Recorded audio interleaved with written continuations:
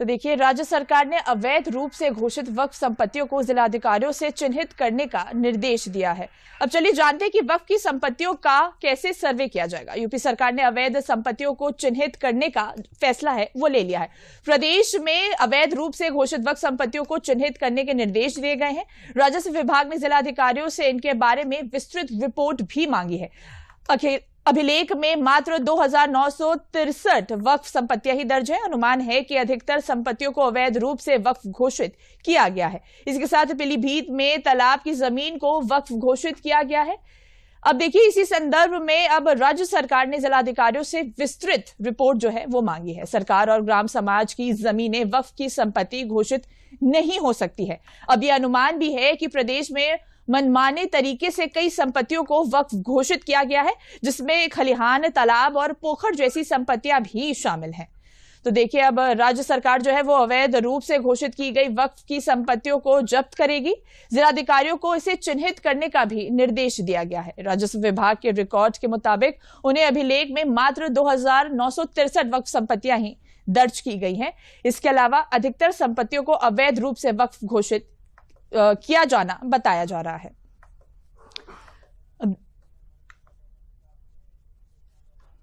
तो इस खबर पर अधिक जानकारी देने के लिए हमारे साथ हमारे संवाददाता विकास सिंह भी जुड़ चुके हैं। विकास जी, देखिए, अब लोकसभा और राज्यसभा दोनों सदनों से वक्फ संशोधन विधेयक पारित हो चुका है। इसी के साथ राजस्व विभाग ने भी जिलाधिकारियों को कहा है कि जो अवैध वक्फ संपत्तियां हैं उसे चिन्हित किया जाए। सरकार इसके आगे क्या प्रक्रिया अपनाएगी जो अवैध वक्फ संपत्तियां हैं, इसको लेकर? फिलहाल राज्यसभा में बिल पास होने के बाद राष्ट्रपति की मंजूरी को जाता है, जिसके बाद वह अधिनियम बनता है और अधिनियम लागू होता है। रही बात उत्तर प्रदेश में जिन वक्फ संपत्तियों की जांच की बात कर रही हैं, ये वक्फ नियमावली संशोधन के बाद सीएम योगी के निर्देशानुसार ऐसी कार्रवाई करने के आदेश दिए गए थे, जिनमें कुछ ऐसी संपत्तियों की जांच की गई थी जिनको मिलान 1952 के राजस्व अभिलेखों से किया जाना था। उसी के आधार पर यह तय किया जाएगा कि वो जमीन वक्फ की है अथवा किसी और की है। कई बार ऐसा देखा गया है कि वक्फ के द्वारा ऐसी जमीनों पर दावा किया गया है, वो तमाम सारी सरकारी जमीनें होती हैं। यहाँ तक कि इस बार ऐसी भी बातें निकल कर आई कि कुंभ की जमीन पर भी अपना दावा करते हुए सब लोग नजर आए।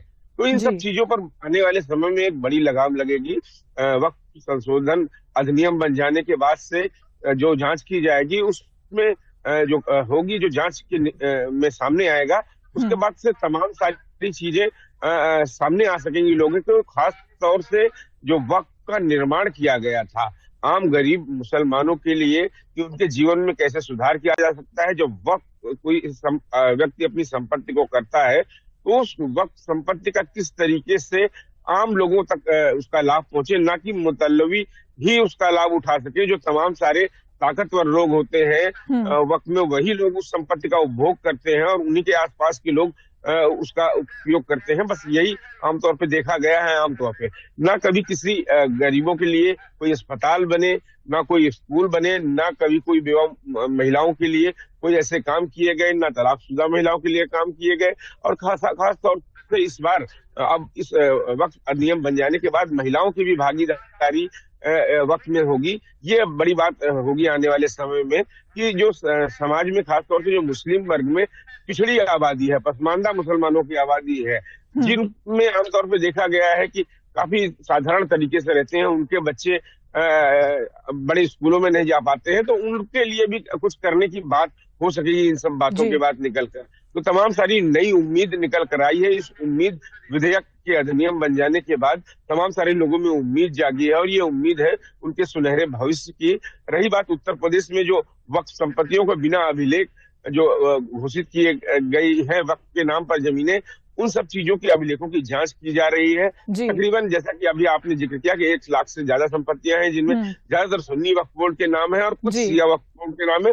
उन दस्तावेजों की चेकिंग चल रही है। उसके आधार पर रिपोर्ट शासन को भेजी जाएगी। उसके अनुसार आगे की कार्रवाई किस तरीके से की जाती है वो नियमानुसार कार्रवाई की जाएगी। लेकिन नियम बन जाने के बाद तमाम सारे जो विवाद है, तमाम सारी जो बातें हैं वो खत्म होंगे और साथ साथ आम गरीब मजलूम लोगों का भला हो सकेगा। आने वाले भविष्य में इन वक्फ संपत्तियों से वो लोग भी उसका लाभ उठा सकेंगे, ऐसी उम्मीद जागी है। बिल्कुल विकास जी, इन तमाम जानकारियों के लिए आपका बहुत बहुत धन्यवाद।